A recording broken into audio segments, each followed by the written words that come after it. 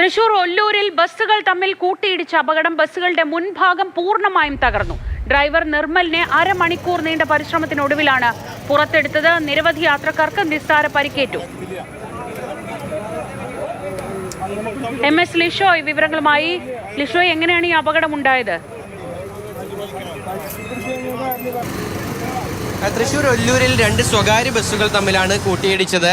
ഒരു ബസ് തൃശൂർ ഭാഗത്തേക്കും മറ്റൊന്ന് തൃശൂരിൽ നിന്ന് പാലപ്പള്ളി ഭാഗത്തേക്കും വരികയായിരുന്നു. ഒല്ലൂരിൽ വെച്ച് രണ്ട് ബസ്സുകളും തമ്മിൽ കൂട്ടിയിടിക്കുകയായിരുന്നു.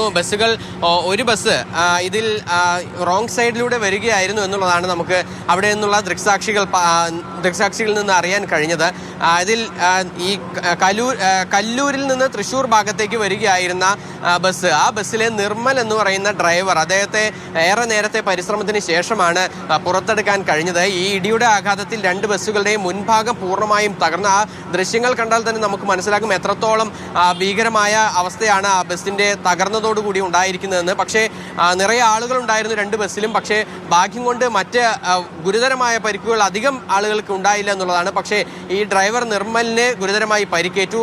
അദ്ദേഹത്തിന്റെ കാലുകൾ ഈ സീറ്റിനും അതുപോലെ തന്നെ ഈ ബസ്സിന്റെ മുൻഭാഗത്തിനും ഇടയിൽ കുടുങ്ങി. അതിനാൽ തന്നെ അദ്ദേഹത്തെ പുറത്തെടുക്കാനായി കഴിഞ്ഞിരുന്നില്ല.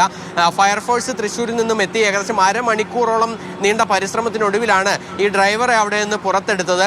ഡ്രൈവറെ നേരെ അവിടെ നിന്നും അല്പസമയം മുമ്പ് മാറ്റി പിന്നീട് ഇപ്പോൾ ആശുപത്രിയിലേക്ക് കൊണ്ടുപോയിട്ടുണ്ട്. അദ്ദേഹത്തിന്റെ ആരോഗ്യനില സംബന്ധിച്ച പരിശോധനകളൊക്കെ തന്നെ നടത്തി വരികയാണ്. ബസ്സിൽ ഏകദേശം 40ഓളം ആളുകൾ രണ്ട് ബസ്സുകളിലുമായും ഉണ്ടായിരുന്നു. പക്ഷേ ആർക്കും തന്നെ ഗുരുതരമായ പരിക്കുകളില്ല. ബസ്സിന്റെ ഇടിയുടെ ആഘാതത്തിൽ തലയും മറ്റുമൊക്കെ തന്നെ ഇടിച്ച് ചെറിയ നിസ്സാര പരിക്കുകൾ ഉണ്ട് എങ്കിൽ പോലും മറ്റ് ഗുരുതരമായ പരിക്കുകളില്ല. ഒല്ലൂർ മെയിൻ സെന്ററിനോട് അടുത്ത് തന്നെയാണ് ഈ ഒരു സംഭവം ഉണ്ടായിരിക്കുന്നത്. ശരി, MS ലിഷോയാണ് വിവരങ്ങൾ നൽകിയത് തൃശ്ശൂരിൽ നിന്ന്.